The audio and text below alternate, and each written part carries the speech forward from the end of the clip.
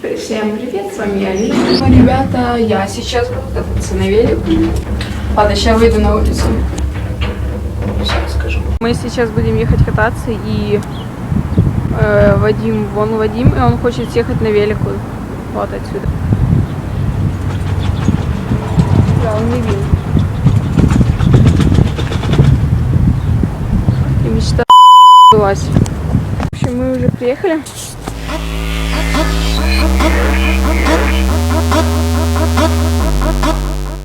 Вадим разжег костер. О, как тепло.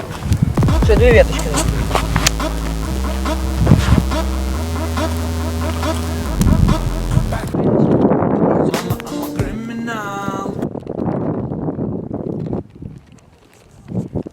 Давай согреем.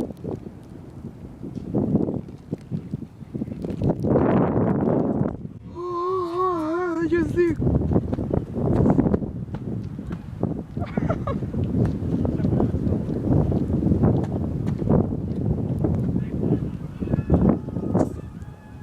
Ну, короче, все как обычно. Зажечь огонь мы смогли, а вот потушить его не можем. Потому что 2 остаются.